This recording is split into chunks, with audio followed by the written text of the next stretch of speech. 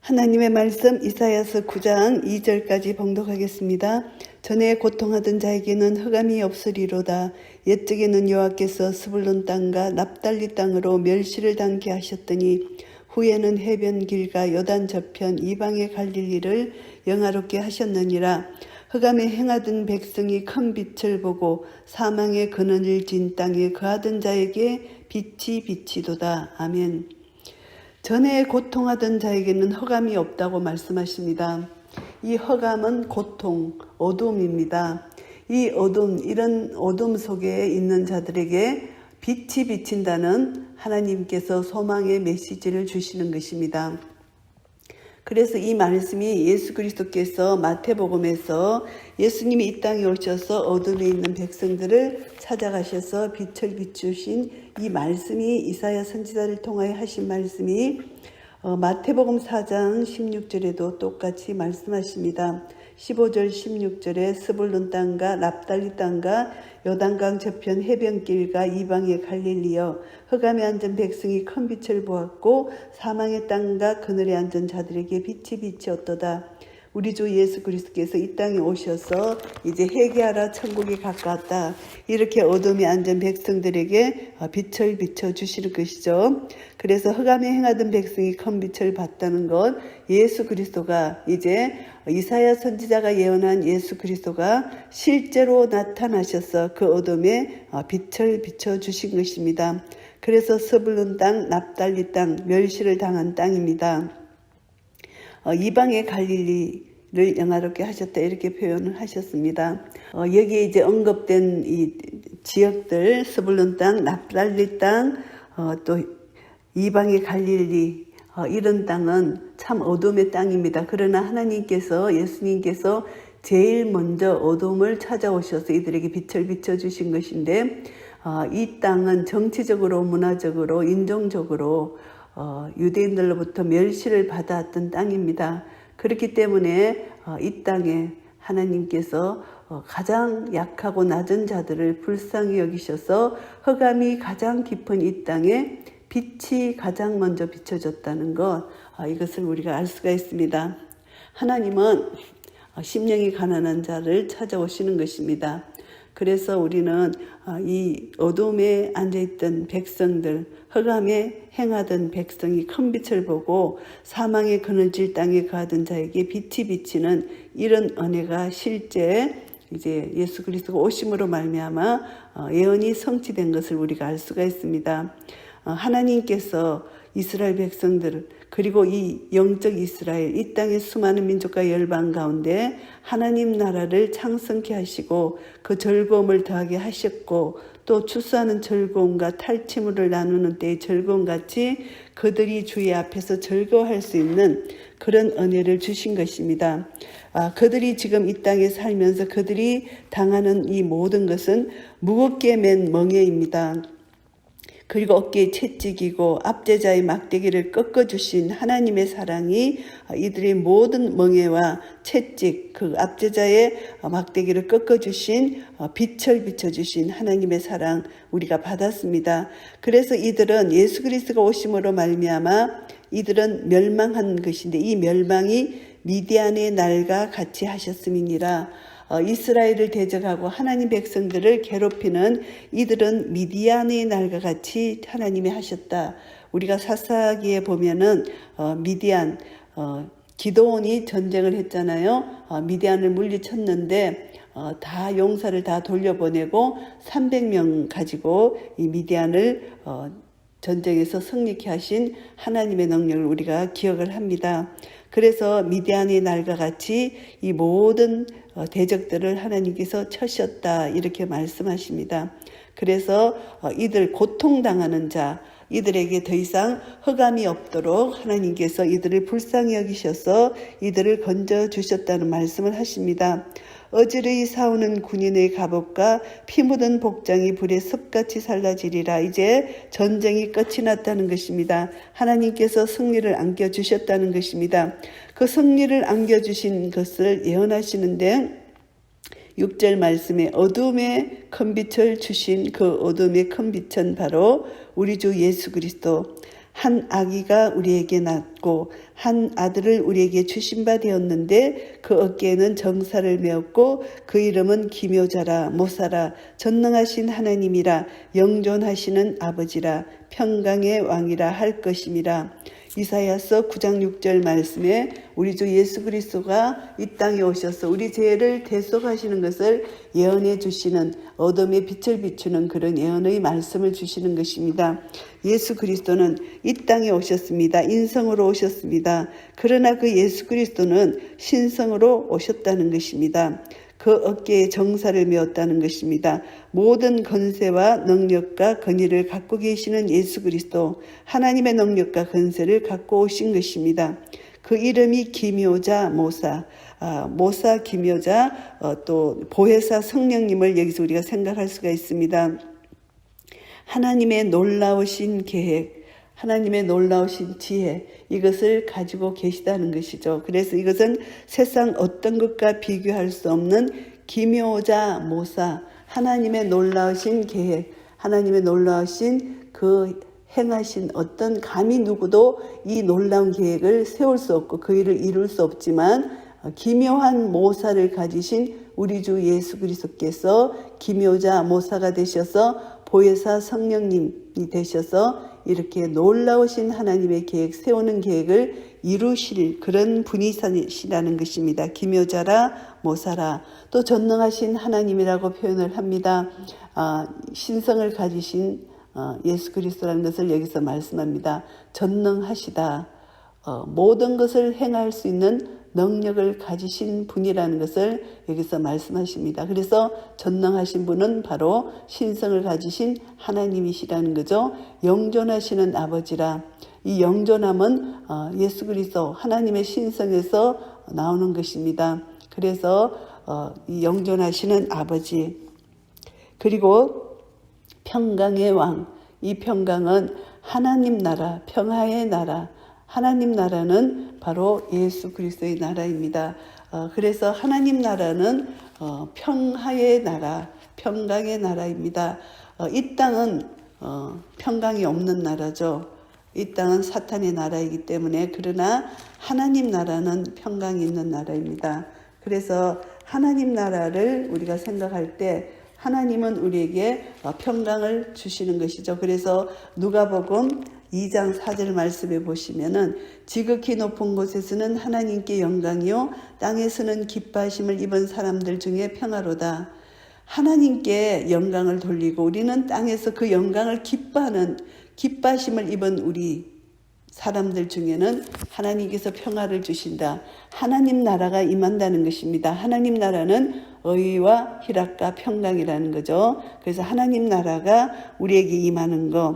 그래서 예수 그리스도가 오심으로 말미암아 인성으로 오셨고 예수님은 신성이라는 거죠. 그래서 우리에게 평강의 왕으로 오셔서 이 땅에 예수 그리스도를 믿는 자에게 평강을 주신다는 것이고 하나님 나라가 임한다는 것을 말씀을 통해서 예언의 말씀이 예수 그리스도가 오심으로 성취가 된 것입니다. 그 정사와 평강의 더함이 무궁하며 또 다윗의 위에 앉아서 그 나라를 굳게 세우고 자금 이후 영원토록 공평과 정의로 그것을 보존하실 것이라.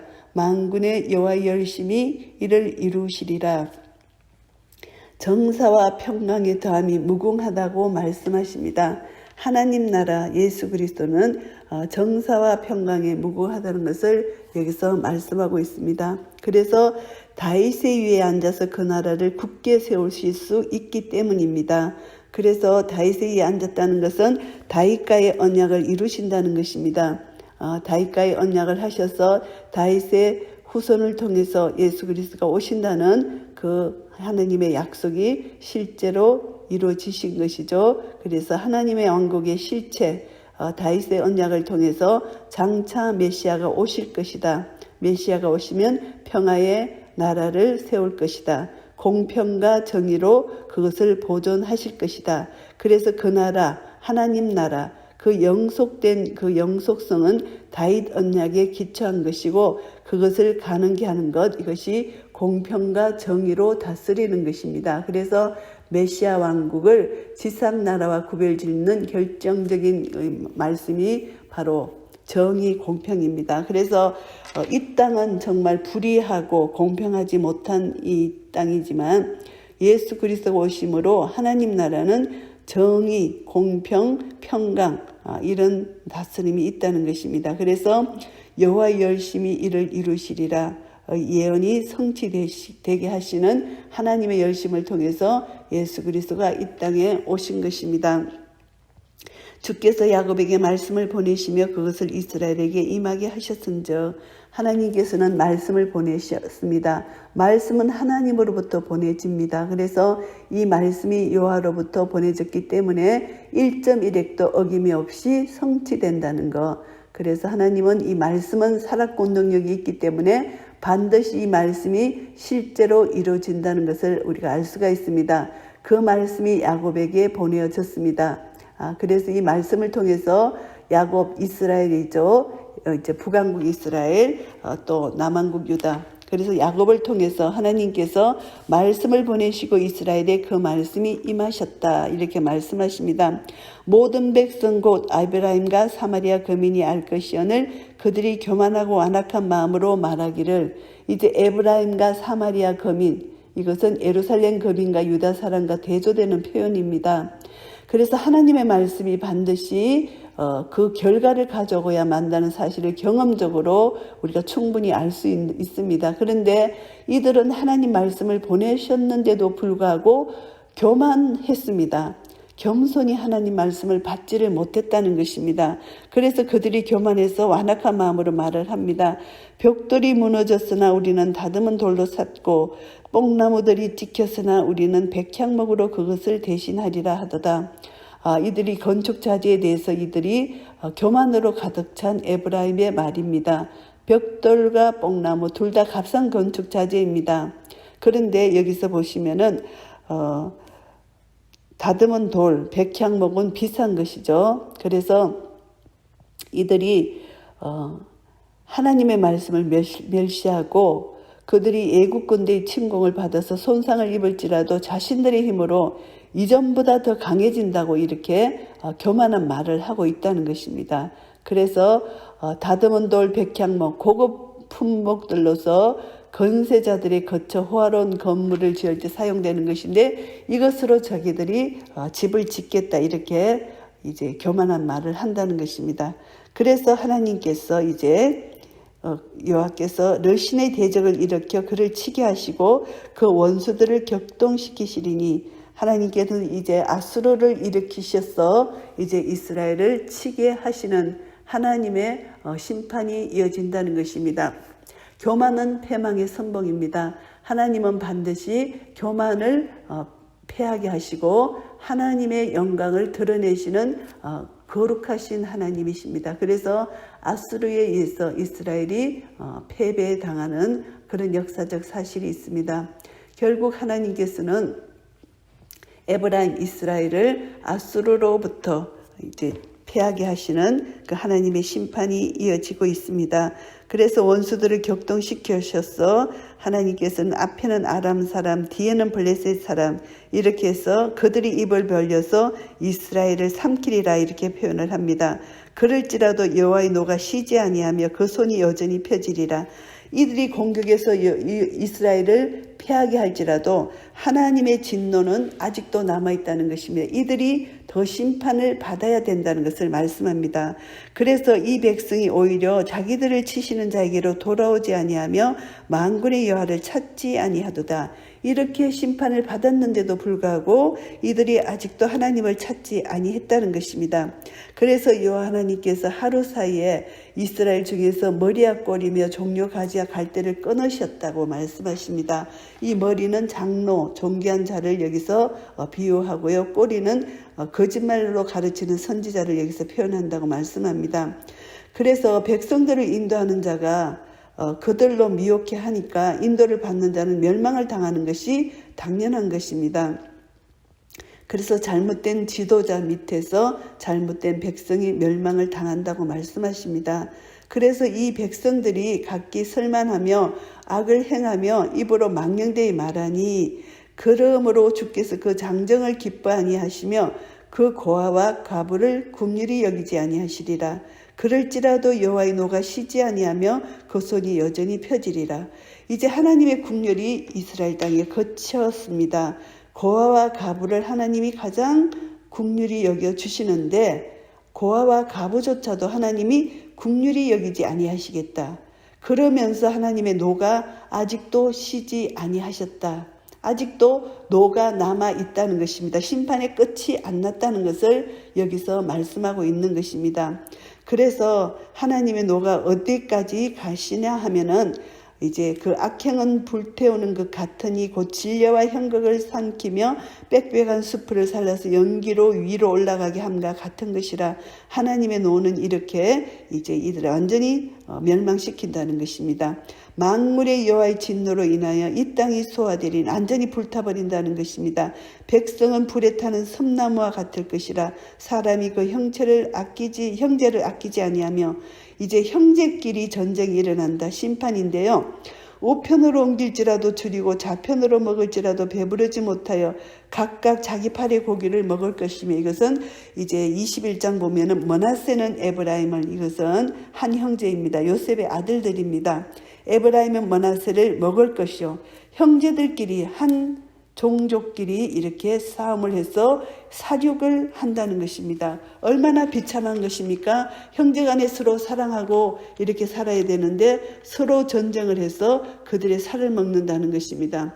그래서 이들을 보시면은 그들이 합하여 유다를 치리라. 그럴지라도 여호와의 노가 쉬지 아니하며 그 손이 여전히 펴지리라. 하나님의 진노는 아직도 충족되지 않았다. 더 벌을 받아야 된다. 이 말씀을 하시는 것입니다. 그래서 오늘 이사야서 9장 말씀을 정리해 보면요.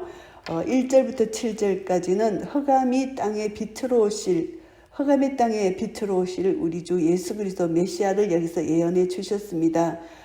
하나님만이, 예수 그리스도만이 이 땅에 오심으로 우리에게 참된 구원을 주시는 분이신데, 예수님은 인성으로 오셨고 예수님은 신성으로 이 땅에 오셨다는 것입니다. 그래서 메시아의 나라, 하나님이 통치하시는 나라는 공평과 정의로 다스리시고 공평과 정의로 보존하시는 나라라는 것을 여기서 다시 한번 우리가 깨달아 알 수가 있습니다.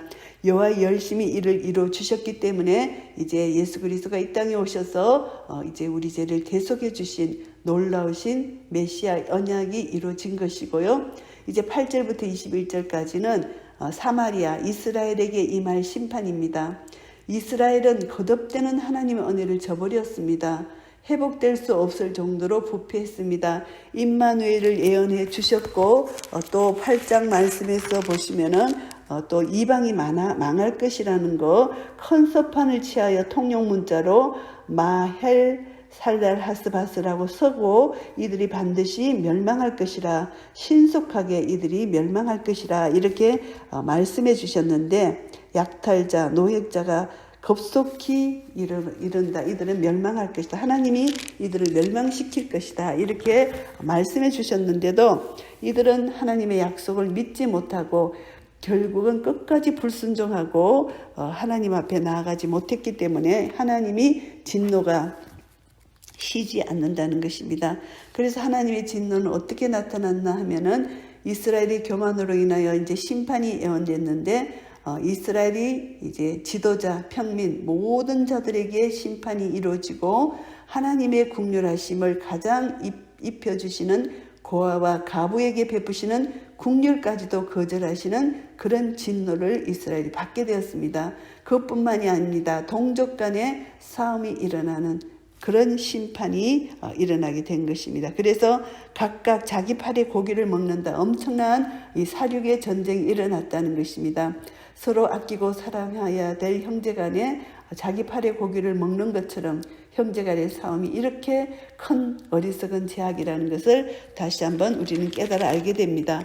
불순종함으로 말미암아 하나님의 심판, 하나님의 진노가 쏟아지는 것은 우리는 이렇게 엄청난 죄악 가운데서 하나님이 진노하시면은 우리는 아무도 살아남을 수 없다는 거 다시 한번 깨닫게 됩니다.